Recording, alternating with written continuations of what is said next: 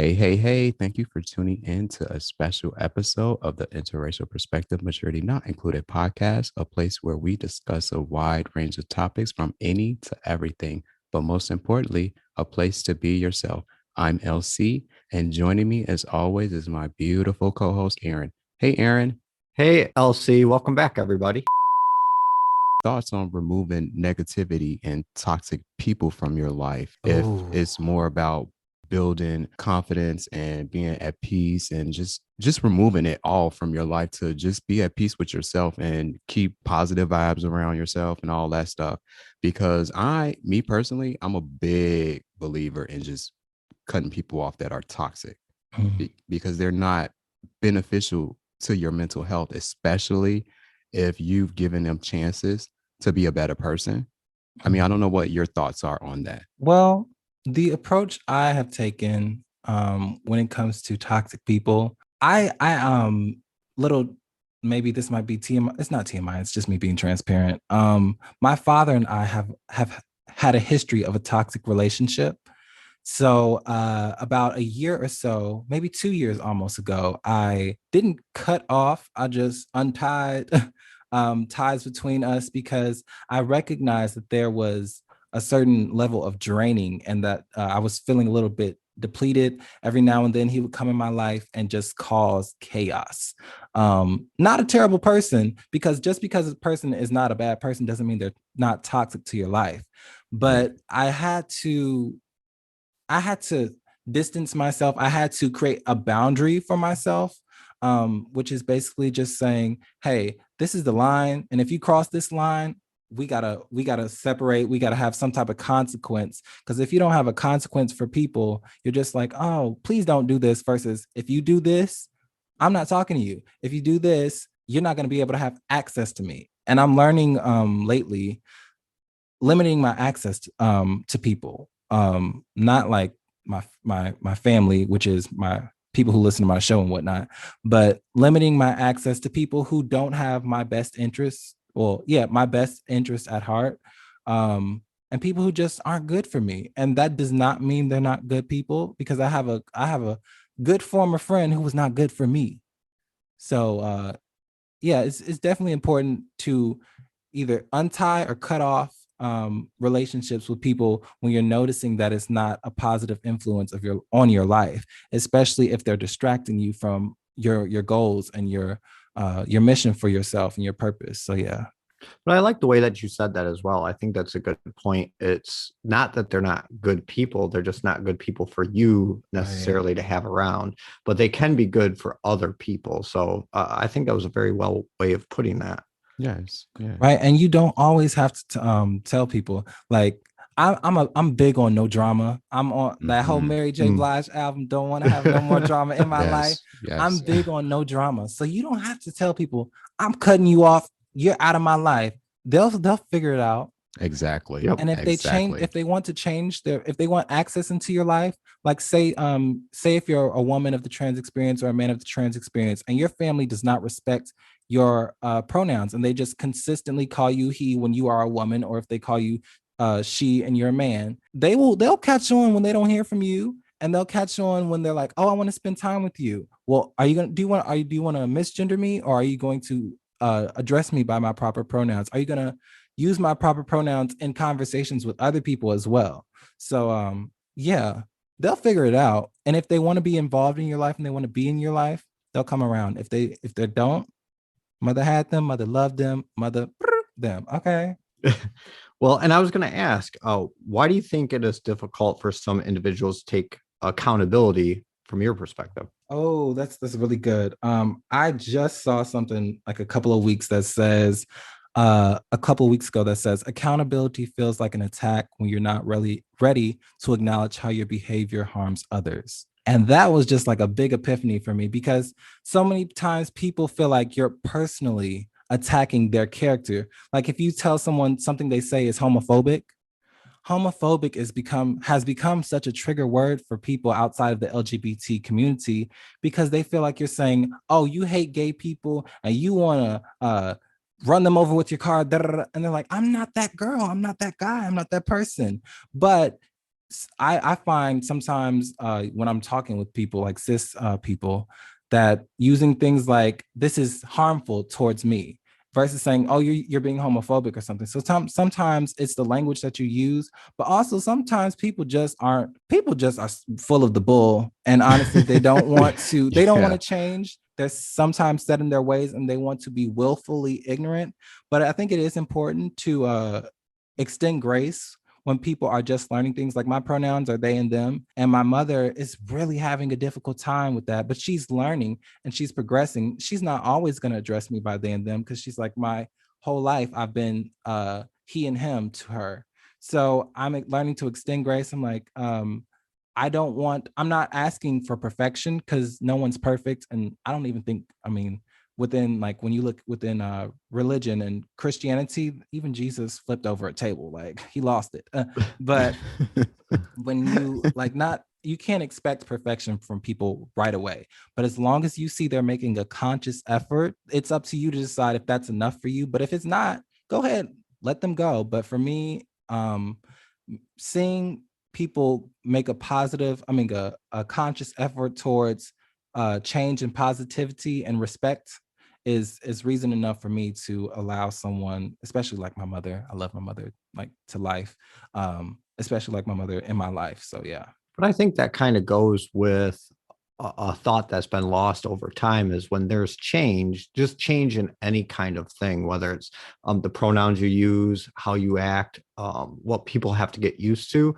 There has to be a grace period for those people that need to learn it, understand it, and I don't want to say get on board with it, but move in that right direction. And if people don't give them that right or that flexibility, you'll lose them more by not having that patience with it. Yeah. So you said that your mom was still like getting on board with the pronouns. Have you ran into any other people, close family or friends that have had issues or unwillingly refer to you as a he or him? um Yes and no. I'm not like distant from my family on purpose or anything, but as far as like my grandmother is 81 years old and fabulous. Like when I tell you nobody would know my mother is into her not deep, fresh into her 80s. But I understand she may not get it, and I'm not gonna waste that time for her to get it. As far as everybody else, I'm coming for people's necks. And I heard someone say something about like feeling like they're walking on eggshells when it comes to respecting people. If something you're doing is not is disrespectful to somebody and it's uncomfortable for you, how uncomfortable do you think it is for the other person?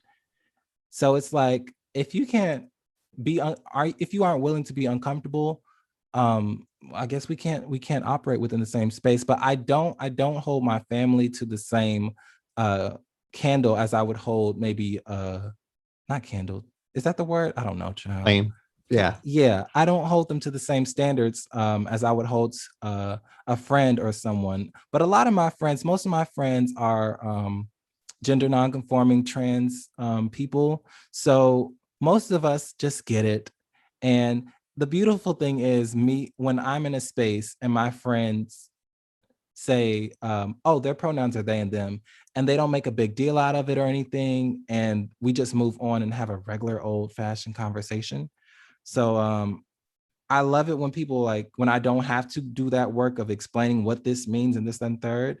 But yeah, I try not to put myself in those positions where I feel uncomfortable or disrespected. Most of the time when it comes to family, and if they say he, most of them don't know what they're like, do you have multiple personalities or something? I'm like, no, girl, no. I'm just multifaceted and fabulous, darling. But So I how give would you people, explain this to people who aren't educated, who want to become educated but don't know how to address the topic without coming off offensive, if that's the right term? um I would I would start off by asking people. I mean, I've done a lot of explaining to a lot of people. Season 3 of my show is coming out, and the first episode is actually talking about pronouns. I talk with a group of gender nonconforming friends, and we really dive into it. But I do encourage people to, if you're curious about anything, look it up on Google. We have more access to information than ever before in the history of humanity, because we are able to access things with the click of a button. So I do tell people that. But if I were to explain it like just off the quick, because it's not one of those things where you can just be like, oh, this is what it looks like for everybody, because pretty much being non-binary or gender non-conforming is the definition of being non-monolithic. There's no one way to be gender non-conforming or non-binary, but we all fall under the trans umbrella. So pretty much for me, being gender non-conforming is just well, I mean, it's kind of self-explanatory. I don't operate within the norm of what society expects gender to do. But as far as the pronouns, I use they and them pronouns, which means if you were to say, hey, that's Kaleaf, and have you listened to their podcast? Look at the shameless plug. Have you listened to their podcast? Their podcast is really dope. They talk about self-love. They talk about this, that, and the third. So it's really like the more you get into using this language, because what it really is gender neutral language. When we don't know someone's gender, or half the time we say it and we already know the person has he, him pronouns or whatever, but we'll just say, oh, that's their bag over there, or somebody broke into their car and they some motherfuckers. But right. So we use this language all the time. It's really just making people aware of the language that they use, because we use language all the time that we just are, it's just second nature. So as far as that, I try to use they, them pronouns with anyone. And if I mean, you don't know anyone's pronouns unless you ask them. Right. So I try not to assume people's pronouns. I'll just say, oh, look at this person. Oh, they so fine. And because at the end of the day, what we're not is freaks or weird people. We're human. And I feel like I can speak for many people, not everyone, who would say, as far as they, them pronouns go, it's just identifying the fact that I exist outside of the two binaries of male, of he and him and she and her, and those gender constructs. But yeah, I hope that makes sense, because I That may makes have sense to gone me. around in circles like I'm Mariah Carey or somebody, but I don't know. No, that made perfect sense to me. And I think Awesome. you made a great point about the fact that Google, we're in 2021. There is no reason an adult, a teenager, or even these young kids that have access to iPads should not be educated or understand it. And I think that's for me why I have a hard time dealing with people who are ignorant or just claim to be, oh, we don't know, so try to explain it to me, when you can look it up yourself, and you should be able to look up this stuff and figure it out for yourself. So I don't understand why people still have a hard time grasping this. And I think it goes back to the fact that people just want to be ignorant. And with that said, tune in next week for the finale of our interview with the wonderful Kaleaf. Thank you for tuning in to a special episode of the Interracial Perspective Maturity Not Included podcast, a place where we discuss a wide range of topics from any to everything, but most importantly, a place to be yourself. Subscribe to our YouTube channel, follow us on Twitter and Instagram at LC and Aaron. That way you know when a new episode becomes available. And as always, stay safe, stay positive, and be true to yourself.